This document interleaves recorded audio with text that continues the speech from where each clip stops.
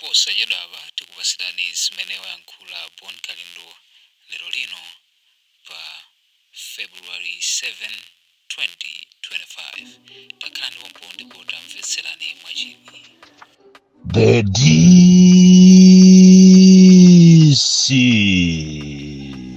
the only activist who always stand for the truth in Malawi. And I speak the truth, nothing but the truth. And I promise to continue speaking for the poor, speaking for the vulnerable, speaking for the marginalized without fear and favor. In today's edition of the DC, we are going to highlight more about what happened yesterday in Lilongwe, where the owner of Crossroads Hotel was kidnapped by unknown people to unknown destination. And as I speak now, the police are still searching for the man, searching for the whereabouts of this person. But a question should be, where is Malawi going? Because these kidnappings are issues that are new in Malawi. Malawi has never experienced this before. And why now? It means that Malawi is now slowly becoming a dangerous country to live. It means in Malawi we have people who are foreigners, illegal immigrants. And in my audios, I have been speaking about this, that a lot of foreigners are coming into Malawi without proper documentations. And they are being aided into this country by rich people, by politicians. And they are using uncharted routes to get into Malawi. And slowly, Malawi is becoming a dangerous country to live. And I am asking the authorities to take heed of this and try, to take measures to stop the vice. Otherwise, what happened yesterday in Lilongwe is a wake-up call that if we take this being untamed, I'm telling you, Malawi is going to war anytime, because it means people will take the law into their own hands. And another point you need to know is that slowly Malawi is apart from being a dangerous country, it means people have got illegal firearms, because those people that kidnapped the owner of the Crossroads Hotel, after they did what they did, they had to shoot 2 times in the air, meaning that in Malawi we've got firearms, in unregistered firearms. Unfortunately, our country is very, very porous, where people can come in, can go out using uncharted routes. At the same time, it is very, very unfortunate, because I even produced an audio some days ago, condemning what the police have done by removing roadblocks. And I don't know for what reason. Had it been roadblocks were still there, maybe as we talk now, we could have said that maybe they have, managed it, to apprehend these people. But look here, even as we go to Mchinchi, there is no roadblock. As you go to Salima, there is no roadblock. And the most dangerous, places like Nkota, Salima, where a lot of drugs are coming in, a lot of, chamba and cocaine are being unregistered in Malawi. So what happened yesterday in Lilongwe is a wake-up call. And the authorities must take heed of this advice and quickly come in to stop this madness. Otherwise, it is new. The cases are new. We have never heard of such things happening in Malawi, where one would be kidnapped in the manner that happened yesterday. So I'm asking the police, I'm asking government of Malawi, to, bring back the roadblocks. I'm asking you, to stop, aiding people, like the Pakistans, some from Eritrea, some people are from, from Ethiopia, they just come in and taking Malawi to be, their easiest country where they can come and do their data businesses. Off they go, slowly. Malawi is becoming a dangerous country. So I'm asking you, the authorities to come in, so quickly and do the needful. Even, to have a program, a deliberate program where you would be searching houses for, firearms. Because even the Asian community, go and see for your eyes that some Asians are keeping guns. They are even killing people. Those would be thieves. When they come there, they shoot them. And this is a reality of what is happening in Blantyre, of what is happening in Limbi, Mpingwi. People are being killed, but the authorities are just sleeping. Authorities are only sleeping. You are not taking any action. So what happened in Lilongwe yesterday is a wake-up call that we are, sitting on a time bomb as a country, and we need, to change the way we do things. Problem in Malawi is that we love money. There's a lot of corruption. There's, a lot of, shielding those that are rich. The elite are the ones, enjoying, freedom in this country. They can move around, with their guns. They can do whatever they want to do.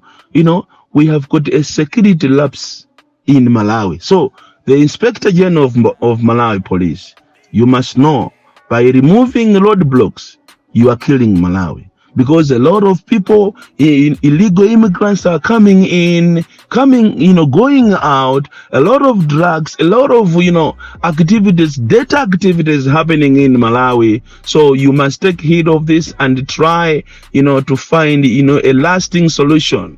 And make sure that, those that are poor, those that live below the poverty line are living in harmony in Malawi. Izi sidi kunena sozobisa iya. Nkani ndionena kuti zimene zachitika dzulo ku Lilongwe. Munthu ina ndikubedwa munyachi wa Crossroads Hotel. Ndi zinthu zoopsa kwambiri. Chifukwa nkhani zimene zimono Malawi sizimachitika. Mwina ndi zaka zomwezi ziwiri zimene tamva ife kunena kuti anthu akuchitana kidnapped. Izi ndizomvesa chisoni. Kumafusa kuti kodi zimezi zikuchitika chifukwa chani? Zikuchitika chifukwa chakuti Malawi muno mulibemo chitetezo chokwanira. So Kairo apolisi anachosa road block. Akanakhala kuti road block sanachose, mwina munthu uja anthu aja akanakhonza kuwagwira. Koma lero likulibe road block. Mukapita nsewu wa Nchinji kulibe road block. Mukapita nsewu wa Salima Nkhotakota kulibe road block.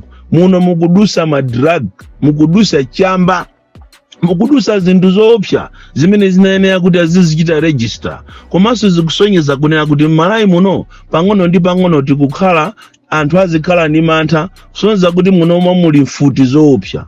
Munayenera inu a Malawi Police komanso kubomako mukhale ndi programu ya padera yofuna kufufuza kuti kodali ndi mfuti ni ndani. Mwayang'ane amwenye ambiri mu Blantyre, mu Lilongwe, mu Mzuzu, mu Limbi, mu Mpingwi, muchigumula anthu ali ndi mfuti, ndipo akumapha anthu amene akumaganizira kuti ndokuba. Izi ndizoopsa kwambiri. Kukamugwira munthu zuwa likuswa dwe, anthu ndikumusakasaka munthu osamupeza.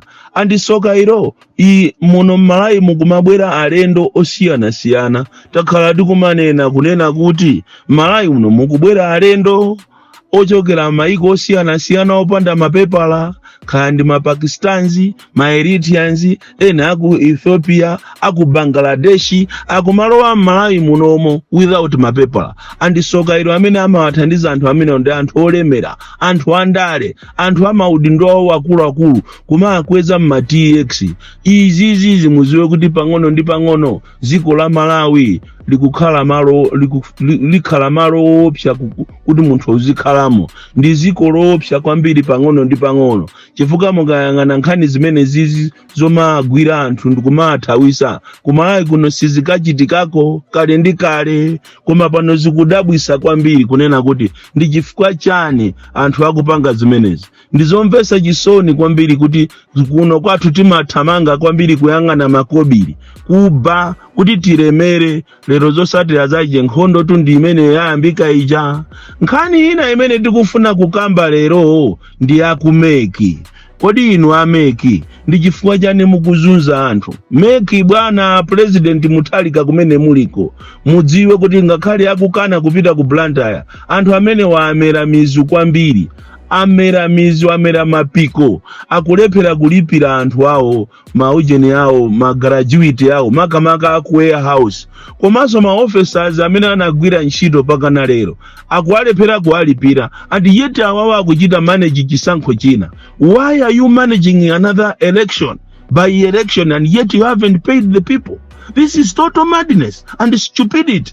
You need to change the way you are managing your affairs. I'm talking to you, Malawi Electoral Commission, because this is completely nonsense. And wasamada andaule kumaguda andaula ni inu, yeti muni nindrama zao, and you even have a budget. You budgeted for everything. Why are you stealing their money?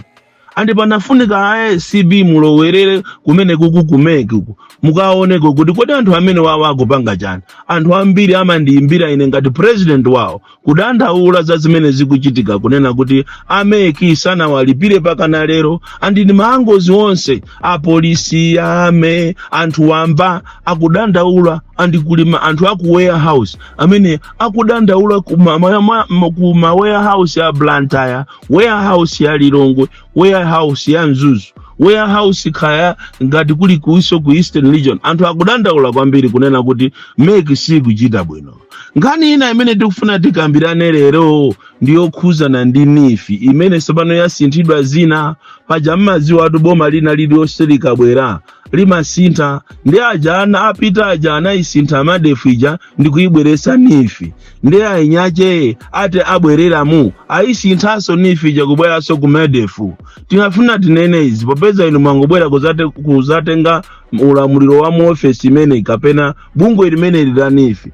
Bungwe limene lilanifi kuzuza anthu kwambiri makamaka anthu akumizi inu inalipo nthawi imene nifi inapereka ndalama zipangizo kwa anthu makamaka alimi kuti akapanga azabweze komanso mmene momo mkatimo muli nkhani ya insurance koma leroli mbewu za anthu aja sizinachite bwino palibe amene anakolola koma anifi akumapitabe kumakakamiza anthu aja kunena kuti apase ndalama zawo and yet mmene momo anthu amene amapereka ndalama anapereka ndi ndalama za insurance zomwe kulephera kuwauza kuti ife sitinakolole sitinapange china chilichonse chifukwa chonena kuti munatipasa zinthu zichamochedwa chifukwa anthu aja amapasidwa tu chimanga chitayamba kubereka kale mmene iwo amapita kukayamba ulimi zuwa lakwera kale palibe amene anakolola ndiye anifi akumapita kumene kujako ni mabouncer kumazunza anthu and yet mkatimo mwa ndalama zimene anapereka anthuzo muli insurance kodi kumafusa kuti kodi ndalama mmatenga ya insurance ija ili kuti why are you not using that ndalama as part of your recovery? Andi pali anthu ena amene anatengeredwa ndalama zawo amagulu pakana lero sanapasidwe ndalama anthu anakachita deposit ndalama zambiri ma millions ku bank koma ngongole sanapasidwe. Ndeni nafuna muziwe ino a DPP amene mukuyendesa boma pano kunena kuti mukamayiyendesa nifiyo kuli mavuto amene magulu ambiri akudandaula ochokera maiko osiyana madera osiyana sana not maiko ma district osiyana siyana kunena kuti anapanga magulu anthu 10 ndikuwauza kuti perekani ndalama ena amapereka 3 million ena 5 million ndi mmene iwo akufunira koma pakana lero ndalama sanapasidwe. Chimene amaziwa anifi anthawi imeneyo ndikutenga ngongole kumapasa andale kutenga ngongole kumapasa ma minister kutenga ndalama kumapasa ajipani kutenga ndalama kumapasa ma activist chimodzimodzi so za mega farm zijazo koma inuyo ndikudabwa kuti kulizi mukuziwa kuti ma mega farm kumene kujako kwabedwa ndalama kwabedwa fetereza. Munthu mmodzi amakhoza kutenga matumba 10,000 a fetereza, munthu mmodzi amatenga mwina katatu, anthu kumangogawana fetereza wa mega farm. Koma hayi kulizi, you are not following this is taxpayers money. We need to to act so swiftly tukwena tikhale anthu amachawi ngati ziko, otherwise ndalama zimene zabedwa mu ulamuliro wa MCP akuluakulu ni ndalama zoopsa kwambiri, motero kuti ndalama zimene zitakhala kuti zachitidwa recovered anthu tu aja ndi chimanga cha sikachi kumano nde kuti boma solipezanso njira zokuti lisisire zinthu zina ndi zina. Koma hayi kulizi so tinafuna tinene zimenezi kunena kuti nifi ikuzuza anthu kwambiri ndipo anthu ambiri akudandaula andipapezeka kuti anifi aja amapereka ndalama kwa andale andizizaziwikatu ku parliament itu andi waziulula zimenezi ndi vitumbiko mumba kunena kuti palistipo pali ma ministers, palisti pali ma MP, pali azipani kumapasidwa ngongole za nifi amene sana yense kumalandira nawo. Ndi chimodzimodzi sofetereza osika ntengo iyi akulandira ndi anthu amene ali olemera, akulandira ndi akugula fetereza iyi ndi anthu amene ali ochita bwino, koma osaukayo pakana pano even madera ena sanalandire fetereza. Bon Kalindo, the DC, mwana woopsa kwambiri, the most deadly and dangerous child from Jeza Village, T.R. Mabuka, Box 76, Mulanje, Malawi, Southern Africa.